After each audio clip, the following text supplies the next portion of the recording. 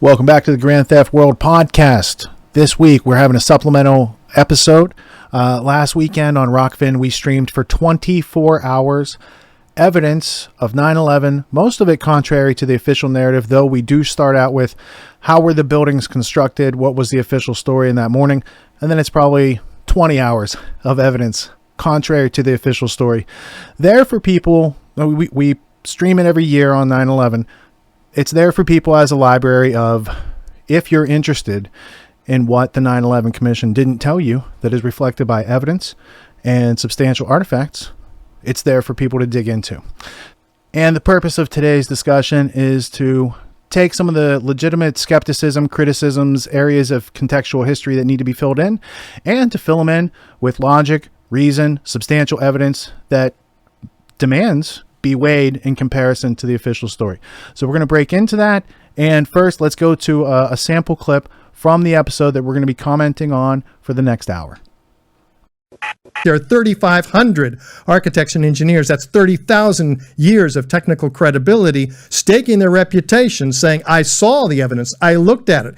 People who take the time to review the evidence that in the documentary, 9/11, explosive evidence, experts speak out, all come away agreeing. I've given 700 presentations around the world, 24 countries, 100 American cities. I always do a show of hands. Those who come in skeptical leave convinced. That's what it shows. And so, yes, I'm 100% convinced. Yeah, but that makes me uncomfortable. And hear me out. All right. If you said I'm 99% convinced, I'd say, all right, cool. But when you're 100% convinced of something you genuinely just don't know, you have a theory. This isn't a fact. I have evidence. No. You don't have full-on 100% evidence. Oh, I do. You do. So you're the guy. You're the guy. You have not seen the documentaries. I don't care. You have to do the research, or you'll only ever be 50% convinced. Once you look at the actual I came in evidence, here completely open-minded. Okay? I want to hear what you have to say. And you've been very technical, and I appreciate that. And BizDog's probably following you. I'm a caveman with a suit on. I'm trying to keep up with you, buddy. But when you say you're 100% convinced of this, that means no counter-argument could convince you of that. No, I could be reduced to 99 if you give me a counter-argument. Do you have one? This is not my expert. Well, maybe the question would be, what's been one that you have been asked, that you've been startled? Has anything been asked where you've been startled? Where you took you from 100 to 99? Because I got one for you. Oh, okay. Here's a question for you. Yeah. How many people, if this was an inside job or this was a setup? By the way, this stuff that you just said right now, very disturbing. Okay. Commentary here, everybody is saying the same exact thing as well. Very disturbing with the fact that we're talking about the insurance. And if you go a little bit more deeper into this, by the way, on what happened, the 1994 attack where the guy got $900 million, where this is kind of a business model. Yeah, that was the Ramsey attack. Yeah. So, and then you go into World Trade Center, which is estimated the cost of rebuilding a World Trade Center, which is in 2004, was estimated $9 billion, made Silverstein's court strategy a virtual necessity. And this keeps going. So we can take this insurance side. This by itself is disturbing and concerning. Let's set this aside. I think the audience watching this, you ought to go take a look at this. Please text me the article right now. I just asked you for it. Here's the one part I have a little bit of skepticism, and I would like your help with this here.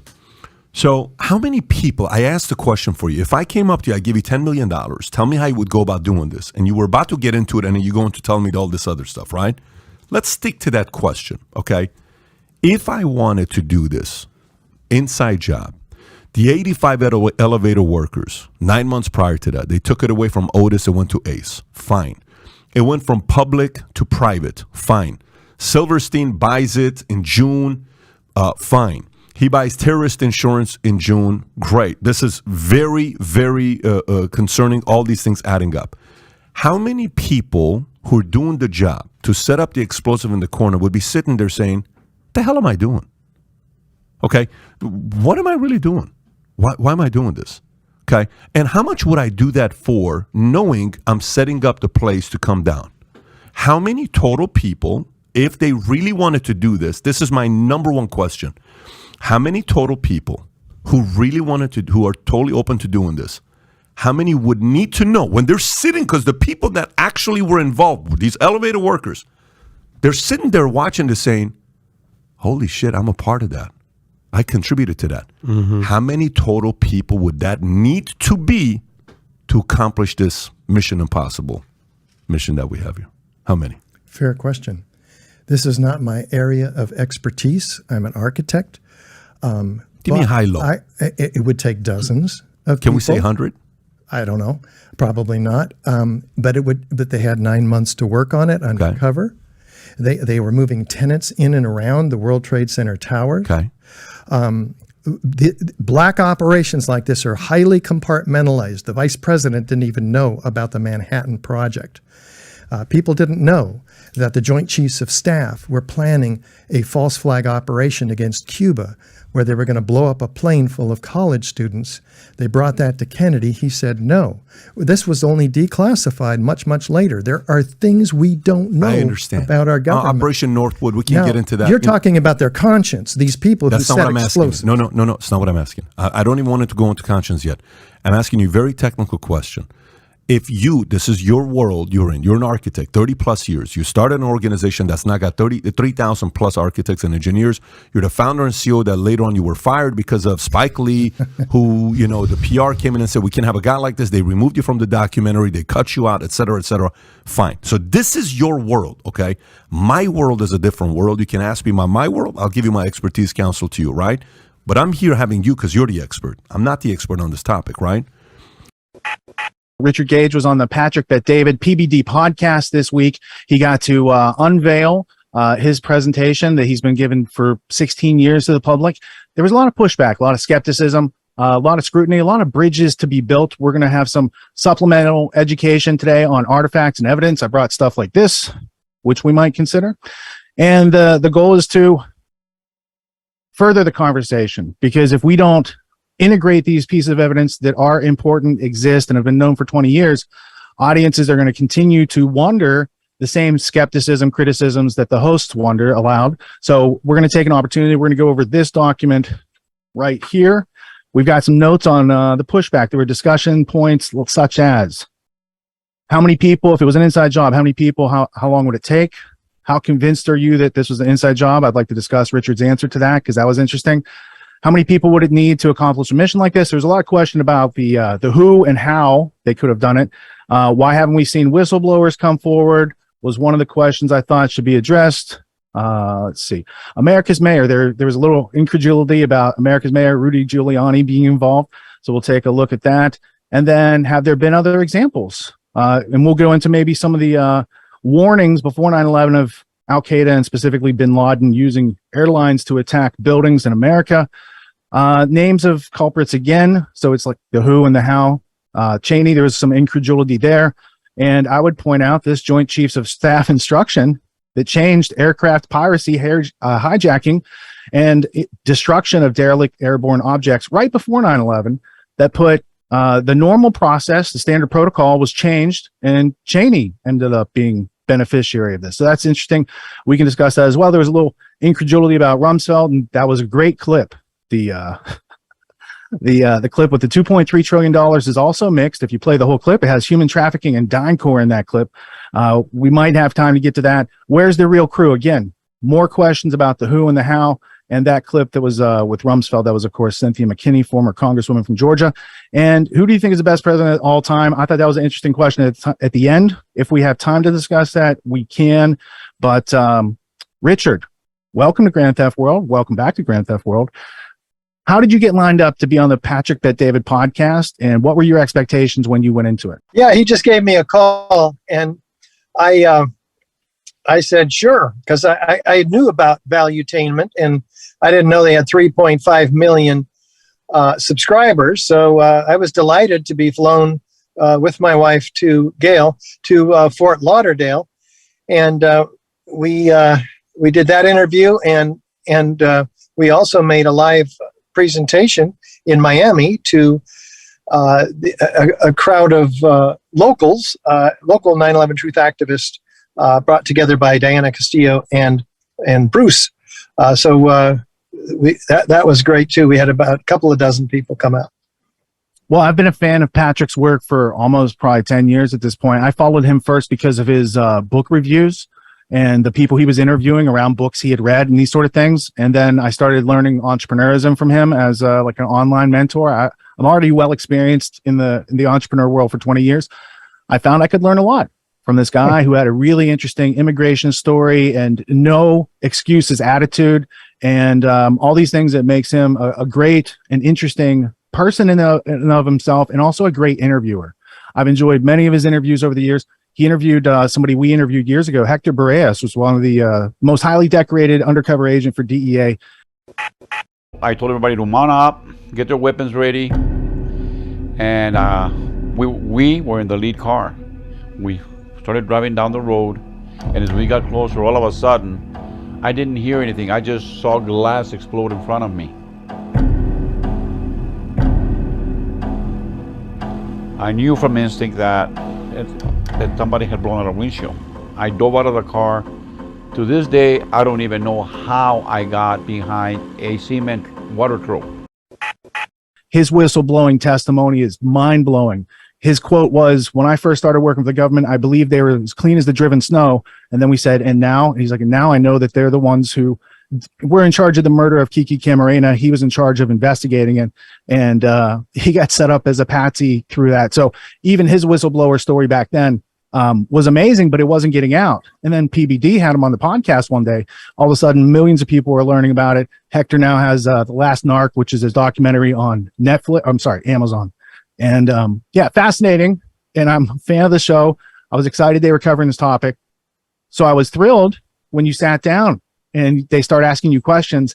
And then I saw the pushback they were giving you. And I was like, well, this is outside of your expertise. You for years have studiously stayed within the framework of what is your expertise as an architect, and, you know, bringing these engineers together and looking at the forensic evidence from NIST and these models that they generated. And then they're asking you the who and all these other things that are kind of like, you're not the primary researcher of any of that. So I know Jason has his finger on a lot of these topics. I have my hands on a lot of this evidence. And there was one other researcher, Jeremy Reese, we'll give you honorable mention. He has like the actual and factual, here's 8 guys in control of these companies that could have pulled off the whole event. And some of them are dual citizens, and some of them worked inside our own government. So it was really interesting, but unfortunately he can't be here. So Jason and I will carry the weight for this conversation. Well, Jason, and then I referred Kevin Ryan.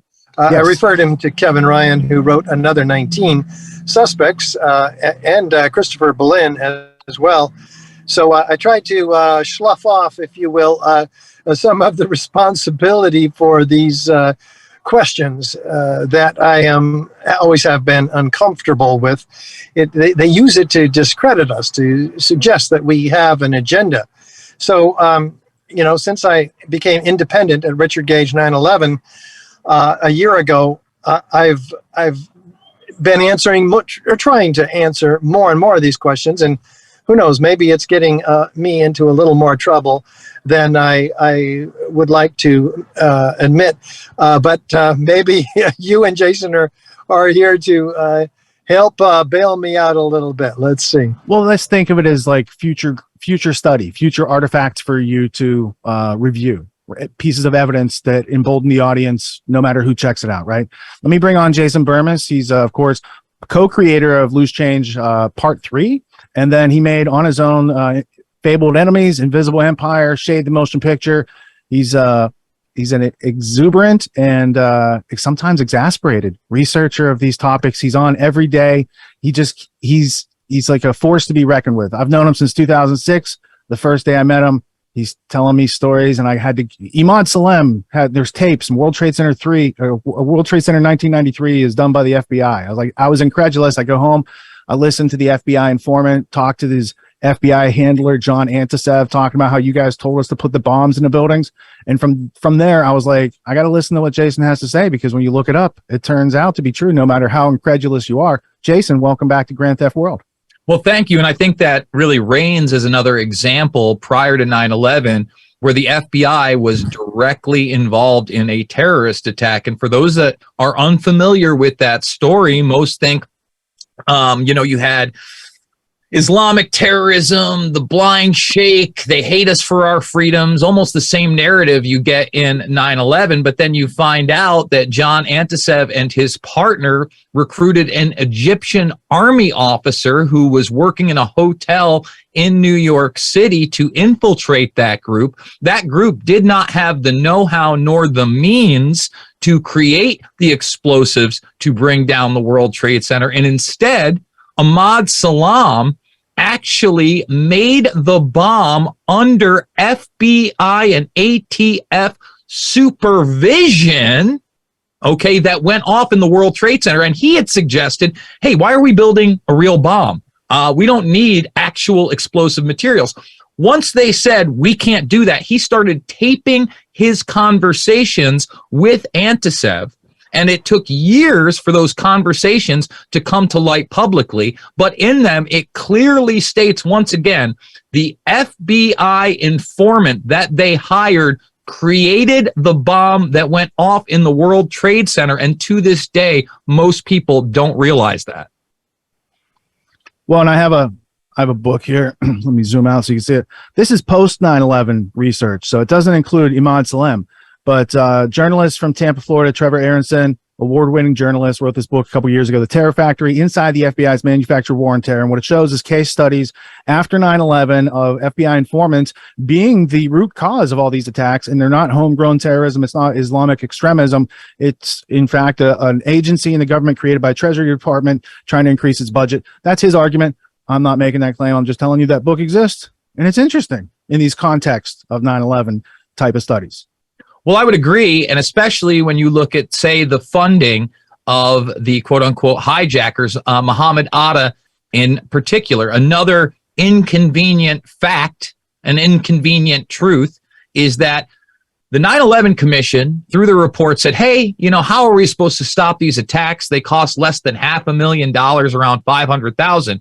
And then you find out that there is a direct wire transfer via the head of the ISI, General Mahmoud Ahmed, to Atta in the weeks before the attacks. That also does not make the commission report. And that person is in D.C.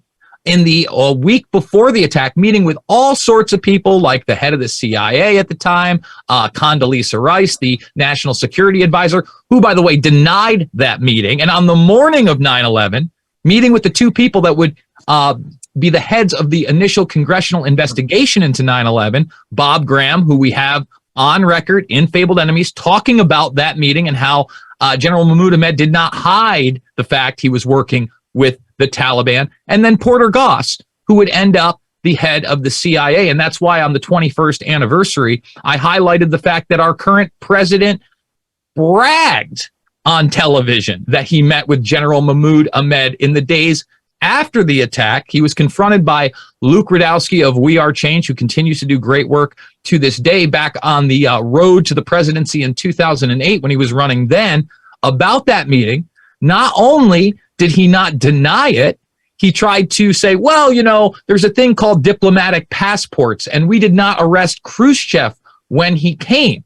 And then the second time he was confronted about this, Biden just straight up said the information was classified. Well, I'd like to get my hands on that classified material and find out why it was classified, that the head of the Pakistani ISI, their chief, Biden on television said he's either the first or second most powerful man in that country. Why that happened, why we have reports from Dan Rather in January of 2002, months after the attacks, that bin Laden was in a Pakistani hospital being protected by the military, and why that was facilitated by a man named Omar Saeed Sheikh, who at one point was actually convicted of the beheading of Daniel Pearl, a journalist who was looking into the 9/11 attacks. Well, and then for everyone's benefit, you mentioned Porter Goss. Now, Porter Goss is a Yale graduate from Book and Snake, and he participated in Operation 40. He's in this Mexico City picture with Barry Seal, Felix Rodriguez, Tosh Plumley. It's a famous piece. And interestingly enough, the research on Atta, also Daniel Hopsicker has research on both of these characters. So when you look into the war on terror, and you see Yale graduates grooming, people who are involved in activities that are covert. I mean, Operation 40's assassination campaigns by the CIA before JFK died. He had a long history and rise to power through 9/11 to become director of Central Intelligence after 9/11. His meetings with Ahmed and his interest in the terrorist attacks, his proximity to other people, because he was in a secret society in Yale with John Negroponte, William H.T. Bucky Bush. So between his covert experience with Felix Rodriguez and Barry Seal, and then his Yale experience, he's a very interesting character that's often overlooked in the understanding of before and after of American intelligence activities, right? So I just wanted to mention that because it was there, but we're kind of into the topic of what is the data set outside of the 9/11 Commission report, where facts and evidence exist that are very inconvenient to the narrative, which is why it's not in the Commission report by Zelikow, who got his PhD for creating public myths. That's a side issue there.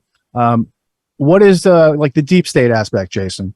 When people say it's an inside job, there was two theories: lie hop and my hop.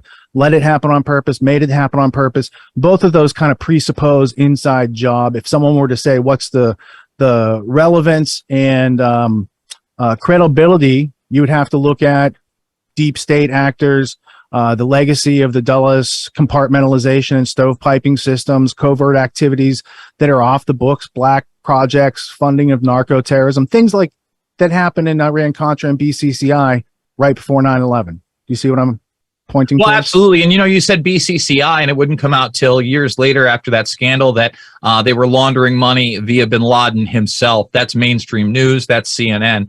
And, I just want to take your point of inside job from the very beginning. I don't endorse a quote unquote inside job. I say that this was an international intelligence operation. I agree. With role players in Pakistan, Israel, Saudi Arabia, and yes, within our own government via warnings and war games that would precede and take place during the attack. And that's why I made the film Fabled Enemies, because I wanted to make it abundantly clear that this attack was multifaceted, and I believe it was achieved through compartmentalization, the same tool set, if you will, that we utilized in the Manhattan Project, and really the model for what would become continuity of government, or the executive within the executive, the quote-unquote shadow government. I think the beginning of American awareness of such things is C. Wright Mills, The Power Elite, 1956. Then it goes forward to Quigley's Tragedy and Hope, 1966, which no one really reads. The growing awareness of a group of people who are internationalists, have a globalist agenda. They want to control the planet, every resource on it, human beings, etc. So it's cybernetics, technocracy, transhumanism, eugenics, basically. And they have this international influence. So America is just part of the plan that they're unfolding, but we're the part that puts up a lot of resistance with freedom. So to that list of countries involved, I would add the UK, our special relationship partner, who has had America working as its property landlord kind of managers for the past 100 years since the death of Cecil Rhodes. So there is a very interconnected, such that you cannot separate them, relationship between GCHQ and NSA, MI6 and CIA, the MI6 relationship with creating OSS in the first place, the fact that we have Wall Street lawyers creating intelligence in this country, where they had City of London bankers creating intelligence over in London. They're really not separate. And since the creation of Israel in 48, that also, what do they, country C, that spies most heavily against us, most aggressively against us from the evidence? So it's a bigger picture, and it's not just like Giuliani or Cheney or Rumsfeld. They have a hierarchy above them. Absolutely. And, that's why I don't focus in on George Bush did 9/11 or even really the my hop or lie hop theories. I think that you really have to get into all of those organizations that you discussed and not only see the historical references, but their references directly involved in 9/11. We talked about the Pakistani ISI funding. In my film, fabled enemies. We talk about the Israeli spy ring that was actually being rounded up prior to 9/11. Some picked up after 9/11. And then those, of course, that were arrested on 9/11. They had penetrated all sorts of government agencies and facilities, some of which were secret. There was actually a several-part series on Fox News regarding this ring and their role in 9/11. Their FBI source openly said that that information was indeed classified and could not get into that classified evidence.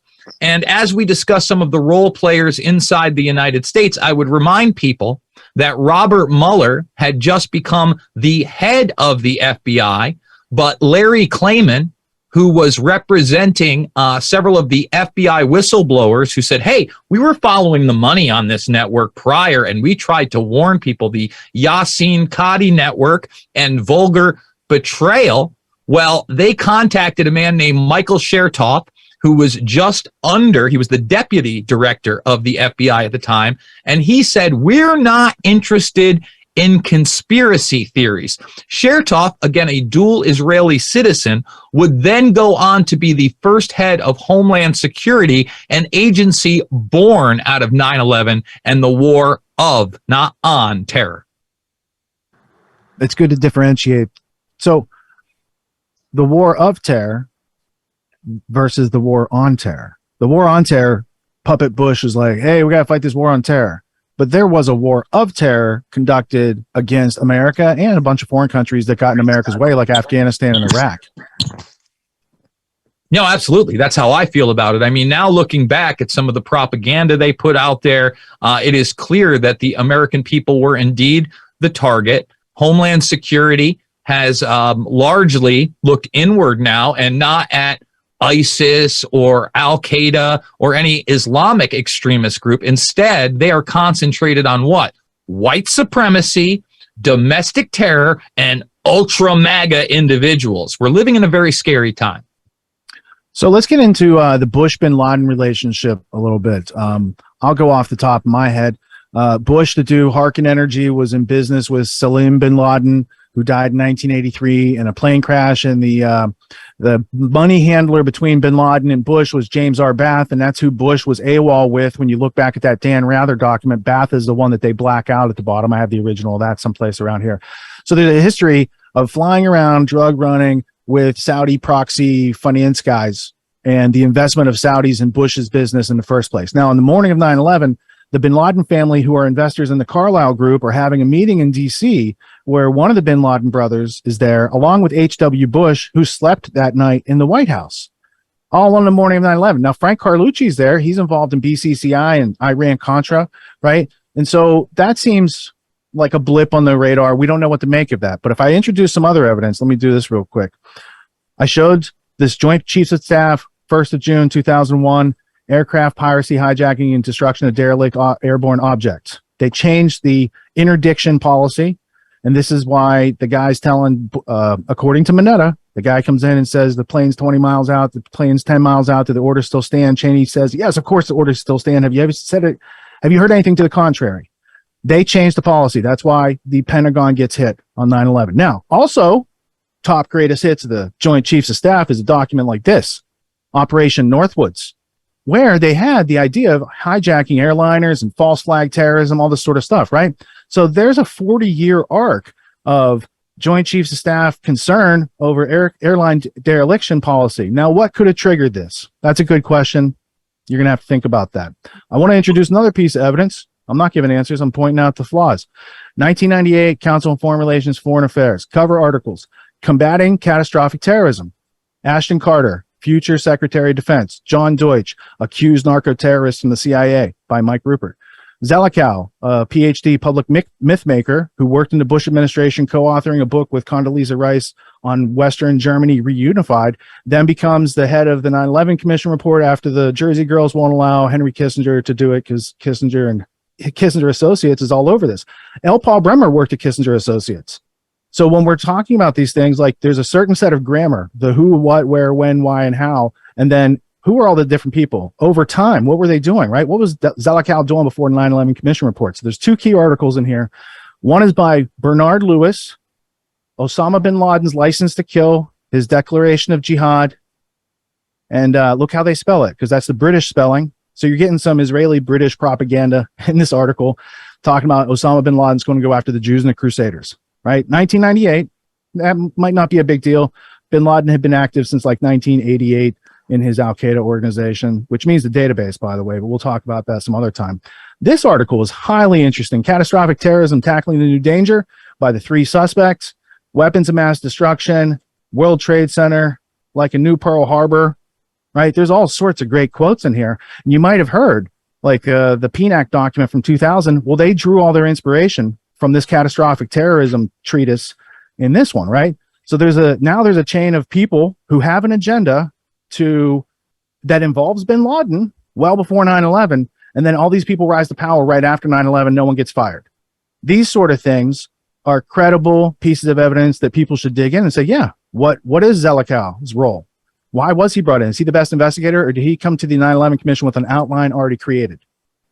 Well, let me say this. I'd like to rewind to the Joint Chiefs of Staff and get to 9/11 itself, because we actually have the head of the Joint Chiefs of Staff at the time, Richard Myers, on the record during the 9/11 Commission hearing being asked about what? Phantoms. And what were phantoms that day? A lot of people are under the impression that we had these 4 hijackings and that was it, and that's what was being followed on radar by our military. Nothing could be further from the truth. We had multiple hijackings all over the country that were representative as phantoms. In other words, you didn't know whether they were real or not on the radar screens during the attacks. These drills did not stop after the first plane crashed. Many of them were being run out of Cheyenne Mountain. We found that out once we got the NRO, National Reconnaissance Office tapes. That took years. They took place up until 20 minutes after Flight 93 went down. That is a fact. And you can listen to that. And Myers acknowledged the fact that we fought, quote unquote, his words, many phantoms that day. They had hijackings coming out of Alaska and elsewhere that were completely false. And if you listen to that tape recording, the man actually stays on the line and says, I need you to disengage all the inputs on the exercise side only. And again, this is factual information. Anybody can look it up themselves, see the raw material, and it has yet to be debunked. Although I will say this, Vanity Fair, who did a piece on loose change in the month before that, recognized that those tapes were now available and essentially said they proved nothing and actually disproved all of the quote-unquote conspiracy theories, yet they refused to talk about those war games. The numerous hijackings that were simulated on the morning of 9/11, the number of war games. So, for instance, this book right here has 46 drills of 9/11. And when you get into which ones are relevant, which ones put blips on the screen, I have a recording of NORAD that announces that Flight 11, they are still tracking after World Trade Center 1 blows up. Now, I'm not saying that it really didn't hit the building. I'm saying NORAD was even confused as to what planes were in the air and what identifiers were actually terminated and still flying around and these sort of things. So I'm just saying that evidence exists. It's interesting. People should look and consider that and weigh that evidence. I'm not telling you what to think or what judgment to make from that evidence. Vigilant Guardian. So I can just flip through real quick some of the major ones. Sabotage, air defense, and hijacking simulations. NORAD, readiness drill, Operation Northern Watch, Operation Southern Watch, Vigilant Guardian. The NEADS exercise, September 6, 2001. The NEADS drill, September 6, 2001. The NORAD NEADS exercise, September 9th, 2001. The tripod drills, Operation Northern Vigilance, NORAD SEADS drill, Vigilant Warrior, Northern Guardian, Red Flag exercise. There's a whole bunch of drills going on. Not normal commercial aviation, but drills gone wild. That's an accusation that Tarpley makes. He's a Fulbright scholar, by the way. It's like an American Rhodes Scholar. And Richard, let me also point out that one of the lines that we got from the mainstream media and the government is that Nobody knew, nobody was prepared for this, yet there was another drill called Amalgam Virgo in the month before the attack, where you had a commercial airliner going into the Capitol. Okay, and who is on the cover of that document? Osama bin Laden himself. So the idea that there were no warnings, that they were not preparing for this, is one of fiction. Well, real quick, the reference that I'm going to use for this is the Terror Timeline by Paul Thompson. It's just year by year, day by day, minute by minute of the people involved. If you go back to July 4th, 1979, Carter signs the executive order. So bin Laden can do Operation Cyclone with the National Security Council. 1980, Osama bin Laden with Saudi backing supports Afghan rebels. And then when you start getting into bin Laden forms Al-Qaeda, and then you get into the drills and the warnings. So the MI6 warned us at least 3 times before 9/11 that Osama was going to attack with airplanes into the buildings. I mentioned the Ahmad Salem tapes. Let me just get to the next reference here. Khobar towers are bombed. So there is some Al-Qaeda activity, but it doesn't get very specific until like 2000, where British intelligence warns Al-Qaeda plans to use aircraft possibly as flying bombs. 1999, FBI learns terrorist plans to send students to U.S. for aviation training, right? So there's like 23 of these stories. FBI investigates flight school attendee connected to bin Laden. Attempted flight simulated purchase, hints at pilot training. That's 2000. So for years running up, there is a pattern, and I think it makes it look like the box cutter guys are more plausible. Would-be hijacker tells FBI the plot to fly plane into U.S. building. Arizona FBI initiates investigation into flight school students, right? Those weren't even used in 9/11, those flight school students, apparently. Possible hijack airline crash scenarios. So the Pentagon, at the same time, October 24 through 26, 2000, does a drill, and on the cover, the World Trade Center is in the crosshairs, and it's about crashing planes into buildings. So it's disingenuous for those people on TV, Condoleezza Rice, George Bush, et al., Rumsfeld, to say they never thought this would happen. They never thought planes could be used as weapons. Here's Operation Northwoods here on page 32. There's just tons of these examples, so I won't take up much time because I know we only have an hour to hit all these. British spy agencies warn Al-Qaeda in the final stages of attack on the West, 2 months before 9/11. Now, can I just zoom back to history and do my specialty type thing for a second? Got something for you guys. Let me find where it's at right here. 9/11, fog of war. It's hard to see what's going on. So let's go back to the origins of World War II. This here is a book, The Double Cross System. It's about the War of 1839 and 1945. It's a Union Jack with a swastika. J.C. Masterman was the director of MI6 during World War II. This is his memoir, published with a foreword from Norman Pearson of Yale University. In this book, he clearly articulates that the spies that were being used in 1941 to figure out Pearl Harbor were British spies being used by the Nazis and the Japanese, and that the British had full knowledge of the United States being under attack in Japan, or in Pearl Harbor by Japan. And this is the paragraph right here where they admit it. Tricycle is one of their operatives. Let me zoom in for you. This is page 80 of this book, is the first edition. Tricycle was to operate in the United States generally, presumably for some length of the time in Eastern United States. It is therefore a fair deduction that the questionnaire, so they gave a questionnaire to the spies, and then the spies went over with their Japanese and Nazi counterparts, and they indicated very clearly, in the event of the United States being at war, Pearl Harbor would be first attacked, that plans for this attack had reached an advanced state by August 1941. Obviously, it was for the Americans to make their appreciation of this and to draw their own deductions from the questionnaire rather than for us to do so. So MI6 knew, they left it for the Americans to interpret it. J. Edgar Hoover and the Americans did not interpret it. The British are like, well, we got to get them into the war somehow. Nonetheless, our fuller knowledge of the case and of the man, we ought to have stressed its importance more than we did. With the greater experience of a few more years' work, we certainly would have risked a snub and pointed out to our friends in the United States the significance of the document, what it might be. But in 1941, we were still a little chary of expressing opinions and a little mistrustful of our own government because they just got into the special relationship with us. They don't want to tell us they're running all these spies and that we're going to be under attack because they needed us to get into the war. So there's an admission by the director of MI6 in his memoirs that they were running the spies. They had the questionnaires about where to hit Pearl Harbor months ahead of time. They had a whole bunch of different spies. They've been in spycraft a whole lot longer than the United States, and they had a severe advantage on us. And that history does play into the events of 9/11 because we're not too far from the culprits.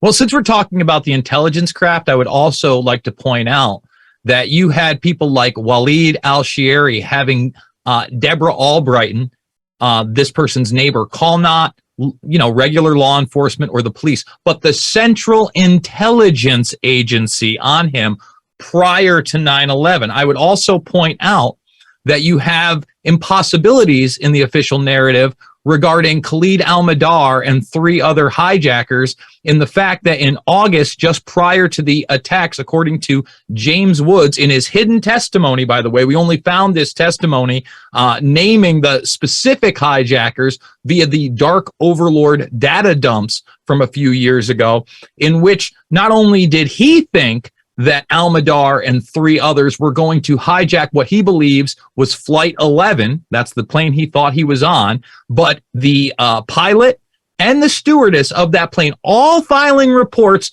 that went to the FBI, and yet nothing was done. But then you had him come out publicly and say that the FBI was at his door after he gave them that tip. That does not jive with the official account. So those are only 2 examples of our intelligence agencies looking like they had the knowledge and either not doing anything with it or protecting them. We know that 2 of these hijackers also lived with what? An FBI informant. We know several of the hijackers listed their names and addresses at U.S. military bases. We know Atta himself was trained at Maxwell Air Force Base, yet these are never focal points of what happened on 9/11.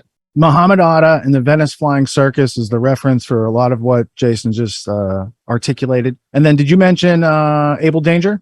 Because that's another. Not mentioned Able Danger, but there 3.5 terabytes. Go ahead. Yeah. That there is yet another government program in which Tony Schaefer and others were tracking Atta and several of the hijackers prior to 9/11 and sharing that information with intelligence agencies. But again, the official line was that these intelligence agencies were not communicating and talking with one another, and that is why no action was taken. Well, that was the perfect excuse to not only launch the Patriot Act, but as we discussed earlier, Homeland Security, which was supposed to be the merging of these intelligence agencies and information sharing. And later on, it would go beyond Homeland Security into what is now known as fusion centers. And again, these fusion centers have openly targeted groups both on the left and the right, and even anti-police brutality groups such as Cop Watch.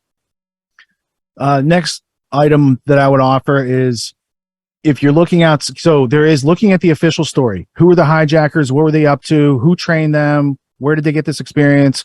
And then there's the contextual history of that. MI6 in the 1920s created Muslim Brotherhood 1928. So an intelligence agency practices best practices of the world over history. It offers plausible deniability when they externalize and use these other factions to kind of do their dirty work. Yes? Yeah, it's useful in a long period of time to have a proxy army, if you will. For example,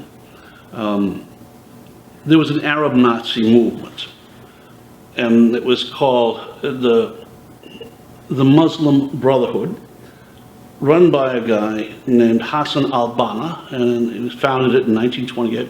And he was a real admirer of Adolf Hitler. Wrote him letters all the time to the young Hitler saying, I like your philosophy, I read your book, we got to work together. And they did. The Muslim Brotherhood became the arm of the Abwehr, the German intelligence network, in the Middle East. The Muslim Brotherhood were Nazi spies all over the Middle East, and they went from 500,000 members to 750,000 members. And Philby sold them to the Dulles brothers. And when Nasser and the secularists came to power in Egypt in the 1950s, they had this huge army of Nazis running around their country, and they threw them out. And Dulles went to the Saudis, who were his business clients, and asked them to take them in. And this gets really funny here. The Saudis agreed because at least the Egyptian Nazis and the Muslim Brotherhood Nazis were literate. So the Saudis gave them a job as school teachers at the madrasas. And so young men like Osama bin Laden were literally educated by first-generation Nazis. And the brother of the chief Nazi propagandist, Qutb, was the guy who was the tutor for Osama bin Laden. So you had a perfect storm of Nazi racism and Saudi religious bigotry coming together with the relocation of the Muslim Brotherhood to Saudi Arabia. And this is the same Muslim Brotherhood that, they were still fighting recently in Egypt. They never went away. This is the second generation Nazis are there. I mean, think about it. The Muslim Brotherhood and its offshoots, Al-Qaeda and Hamas, they're all the same philosophy. They're against democracy, against Western civilization. They hate the English and the Americans, and above all, the Jews. So nothing has changed. We're still fighting in the Middle East because Philby conned us into taking over the Muslim Brotherhood. That was going to be his proxy army of terrorists to fight the communist terrorists in the Middle East. And boy, did we get suckered in. They then evolved that Arab fascism through the Nazis and then into the 60s. Then they created the Operation Cyclone, where later Al-Qaeda, but first it's Mujahideen. There's a long history of MI6 grooming and then selling via Kim Philby, this network, to Alan Dulles and CIA. From the 60s on, CIA has a proxy Arab force in the Middle East to help it with its coups and maintenance of people overseas, right?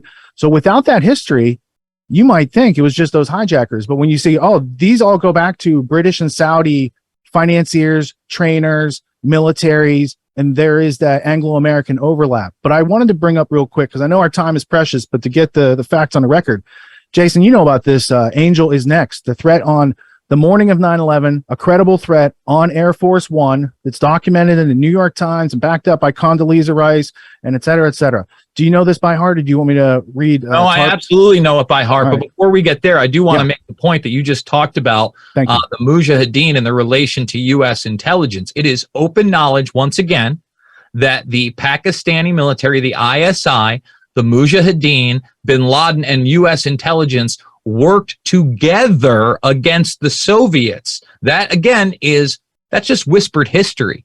And when we talk about Angel is next, WorldNet Daily really put out the definitive article on this, that whoever was in control seemed to have all of the secret codes that day. That doesn't jive with hijackers and box cutters. And there was even a documentary put out, I think about 4 or 5 years ago, regarding the Angel is Next commentary with people like Andrew Card, who were on the plane with George W. Bush, where they were discussing the fact that when they got him on the plane, they were worried that there might be a sniper on the runway. Then inside the plane, things were coming in so fast and furiously, especially in terms of these codes, that they were worried they may have somebody on the inside in the plane. Again, that's not Jason Burmis talking about it. That's the chief of staff for the president and the president himself discussing it.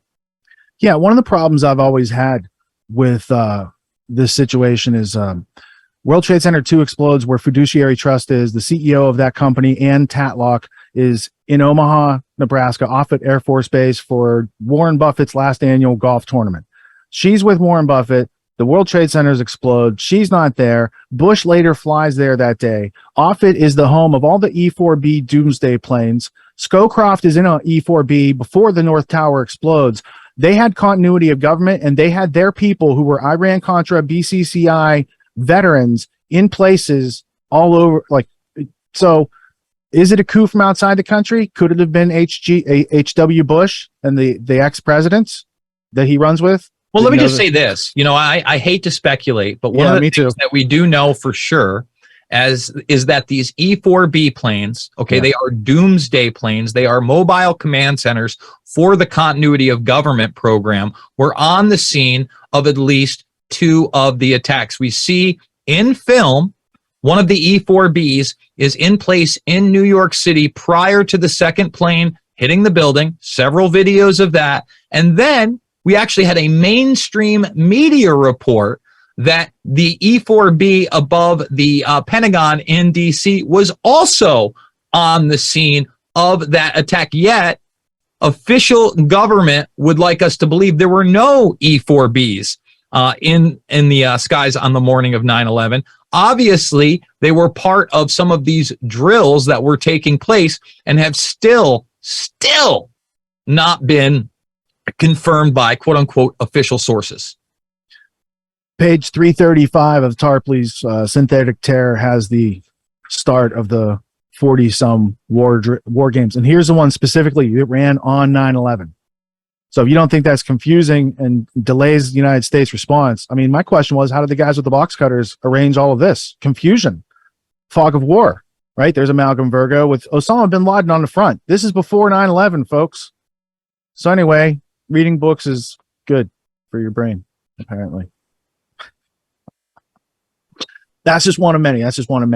All right. So I don't think it's as simple as what they were positing, because they're like, hey, who's the crew? Do we need 50 people to pull this thing off? Like, it's an international operation that has been coming to a head for a long time that showed on 9/11. It didn't just emanate from 18 angry people with American foreign policy decide to take down the Nelson and David Rockefeller buildings of New York, conveniently enough for Larry to get paid billions of dollars and then build this flawless renovation project without having to rebuild the bathtub under the World Trade Centers. Like, there's a lot more to it. There's part insurance fraud. There's part global war on terror, where they can kill millions and millions of people and make trillions and trillions of dollars. And the war machine, that's what they do. That's what Smedley Butler told us in 1934 when they came to him to perform a coup in the business plot over FDR. They're like, hey, you've been a guy out there fronting for the robber barons and acting as part of our cartel, strong arm for a long time. Will you lead this coup against America? So I don't know. If people have questions, I think it's because they don't understand the context that led up to it. The war is a racket mentality. The military has not been defending America in the 20th century. It became property managers for the British Empire, a strong arm for corporate/fascist government synthesis between these corporations and government and their interest for a long time. That's the history of a lot of CIA overthrows and incursions over the past 60 years with their cousins MI6 at their side. Well, let me just say this. Whenever I'm hit with the question, how many people would have to be involved, I always say that's kind of a misnomer, right? And I always use the Manhattan Project model, because there you literally had towns built and thousands of people working on this project that would culminate in nuclear warfare. The amount of people at the very top that had any idea that they were working on an actual weapon or bomb was less than 10. So you had thousands of people involved at some level with really no knowledge they were involved in that program. And I would argue that is the same thing we saw on 9/11, where the vast majority of people had no idea that they were involved in this. Yeah, and I think the dependence on the intelligence communities for the investigations and credible information, their whole thing under the National Security Act is to occlude or occult part of the truth and give you a partial story. The last artifact I wanted to bring in for the discussion was the mapping of the global future document from 2004. This is the National Intelligence Council, and they're running scenarios just like the Rockefeller lockstep document. They've got a fictional scenario. Here's the Davos world. Here's the Pax Americana world. Here's the new caliphate in case the Islamists, get really extreme and take over. So it's really interesting what the people who call themselves like national intelligence security apparatus have in mind for the future. In their future, they would still have this Pax Americana take place with like the legacy of bin Laden's. Let's see if I had that page right here. They have these fake letters, Saeed Mohammed bin Laden, July 5th, 2020. So they're projecting into the future, and then they have these various scenarios. It's like I said, it's very similar to the Rockefeller lockstep document from 2011. What was the real title of that? Emerging Technologies, and lockstep was like scenario 3 or 4 out of that. The point is, there's a lot of tax dollars, a lot of nonprofit foundation dollars, a lot of study into geopolitics, control over the planet, And when you have so many contradictions on one simple set of events, right? There's 2 events in New York, one at the Pentagon, one in a field that already had a drainage ditch, irrigation ditch in Pennsylvania. And then what happened and who did it was never resolved by the 9/11 Commission report. It left more questions than it answered. They purposely took testimony, evidence from their own people. I'm not even talking about random people. It's like, the Lieutenant Colonel Schaefer testimony, Able Danger, 3.5 terabytes of how they tracked the terrorists before 9/11. They just hid that because they needed events like this to happen. They needed a new Pearl Harbor, just like in downtown New York. They needed some new buildings that were up to code because they were losing money. And a lot of people's problems got solved by the 18 people with box cutters. You said the new Pearl Harbor, and we didn't hint on the project for a new American century that was talking about essentially changing the globe and putting the United States into this full spectrum dominance situation globally. And they said, look, we're not going to be able to do this unless we get an event kind of like a new Pearl Harbor. And that's kind of been a theme throughout these things, is that you need something to predicate what you would like to do elsewhere. And I think it is important that people look at the historical nature of this. But then again, this is why I made Fabled Enemies, because people like to argue about the science, the physics. If we've ever seen a time period more glaring in history that you were supposed to trust the science, that wasn't science at all over the last few years, I don't know where that is.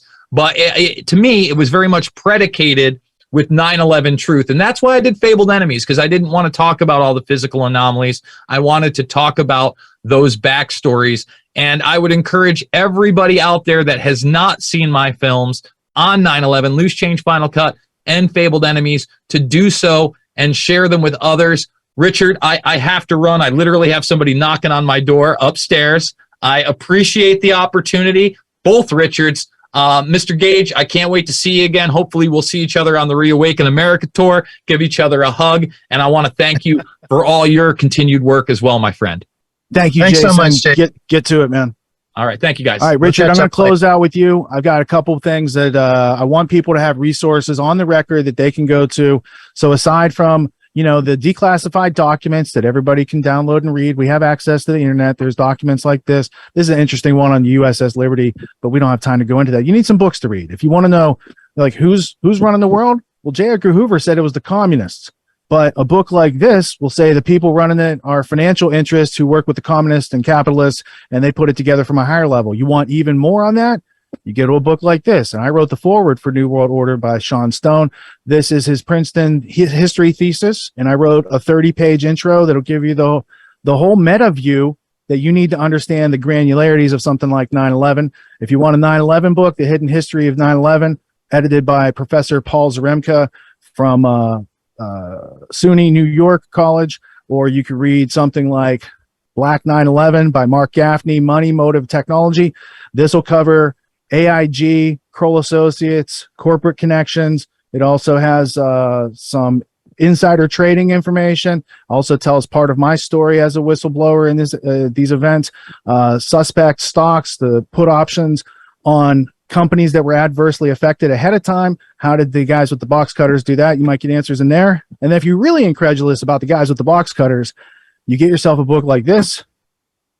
Royal Institute of International Affairs author Mark Curtis, Secret Affairs, Britain's Collusion with Radical Islam. Remember how I said they groomed a proxy radical Islamic force and sold it off to CIA? This book will tell you bin Laden had a headquarters sending out faxes in 1996 in London. So British MI6, very close to the bin Laden family. You might want to check this out. It is a sizable read. Lots to be gained from that. I mentioned Paul Thompson's The Terror Timeline, year by year, day by day. It's got a whole comprehensive chronicle leading up to 9/11. And last but not least on this short book list of this topic, 9/11 Synthetic Terror Made in USA, now with 46 Drills of 9/11, 5th edition by Webster Tarpley, who I've met in person. He's a powerful intellect, and he doesn't always get it right. None of us do, but he does an honest job trying to put the facts together. And Richard, I want to thank you for taking time out of your day. You have a busy day at the Clay Clark Festival. You want to tell us a little bit about it before you go? Yeah, pretty amazing. There are several thousand people here, and people like Jason Burmis. He couldn't be here this time, but He is he usually speaks. General Flynn will be here today. Usually there are the Trump sons, one or both of them appear on this tour, which is all across the country. We're tabling, my wife Gail and I, and we have DVDs with the technical evidence for the explosive destruction of all 3 World Trade Center skyscrapers on 9/11. We have David Ray Griffin's DVDs. And I'm telling you, people are walking by the booth just grabbing, and I hand it out personally. At least 300-400 brochures myself today. Is very, very, very busy, and people, I'd say 80% of them shake their head. Oh, I know. This is a very conservative crowd. Also, this is not conspiracy theorists. So it's good we penetrated deep into the red state kind of people here, and we need to do the same in the blue states too, although it is a bit of a tougher sell with the liberal side. But all sides need to know the truth about 9/11, and I've been, just in terms of our work, Richard, we've been twice as busy as we were last year. I've had 5 interviews a day on several days during the 9/11 season, if you will, here. Overall, maybe 6 dozen this year. Interviews, 75 podcasts. So we're just as busy as ever since leaving the nest of AE 9/11 Truth. Well, you're doing fantastic. I want you to keep up the good work. I really enjoyed the whole Pentagon conference to hear all the various hypotheses and get the evidence from different perspectives. And I learned a lot from that. So, I think of this as like my full-time job. I'm still learning from what you're doing all these years later. So good for you for expanding out of your comfort zone and going and interviewing people and getting more things on the radar of people like me who might have missed them but are interested in seeing such things. I want to thank you for taking time out of your schedule, and we'll welcome you back on to discuss your what's the film that you're raising money for right now? The trial 9/11. Yes, 9/11 crime scene to courtroom. I am partnering with the Lawyers Committee for 9/11 Inquiry and Mick Harrison in particular, their litigation director. We're presenting the evidence directly to the grand jury and to the public. But this will be given to the grand jurors via the U.S. Attorney as a supplement to the original grand jury petition. So we're bringing alive those 60 exhibits, and we're sticking to the World Trade Center. Excellent. I look forward to seeing those exhibits, and we'll invite you on for long form when you're not on the road. Thank you so much for being here today, and have yourself a wonderful weekend at the Clay Clark Freedom Summit. Thank you so much. Appreciate it, Richard. Last but not least, as somebody who worked on the 96th floor of World Trade Center 1 and was there 21 years ago to witness the 2 towers, I think it's important not to lose sight of the fact that 9/11 is just one day in an ongoing story.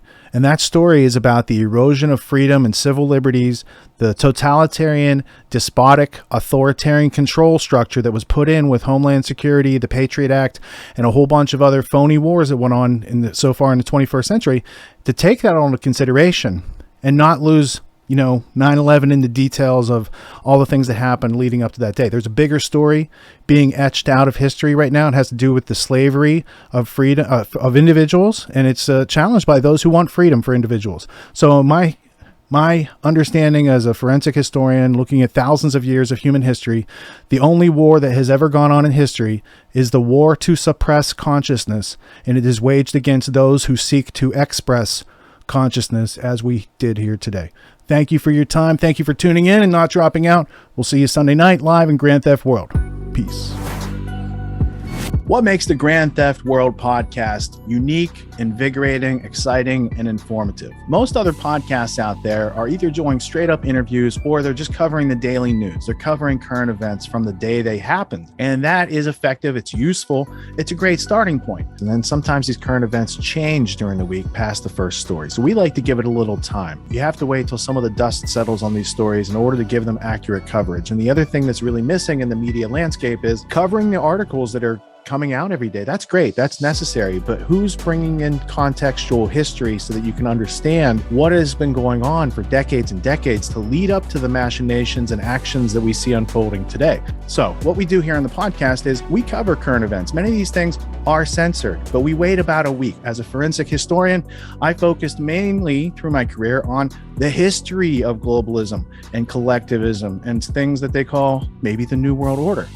There's a lot of facts to these sort of circumstances, groups, events, activities, working groups that they've had over time. So for Grand Theft World listeners, we not only break down the current events, most of which that are censored during the week, we provide you with contextual history, we give you the source notes, the references, we do deep dives, and this really empowers you with an understanding of context and history so that you can make more informed decisions in your life. There's also a community, a membership where you guys can actually ask questions and we can get into the show and we can share evidence.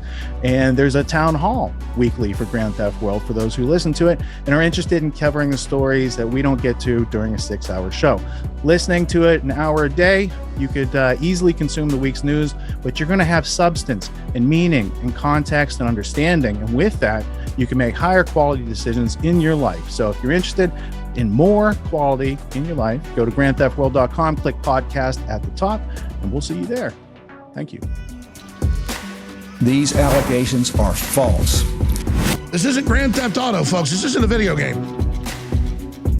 What are the most surprising things that you discovered once you started pulling on that thread? Who he was connected to, what institutions he was influential over, what events he participated in? Come on, man. What are we talking about? Come on, man. No. You don't have to think about it, dude. I got this quote because you said you didn't know much about Klaus Schwab. I made it my job to, as soon as this happened, I'm like, okay, this guy's their front man. Let me learn about the official history of the World Economic Forum. I got their 40-year history. I got every book that Klaus Schwab has written or ghostwritten. I went through those books. This is one of the most interesting passages. Come on, man.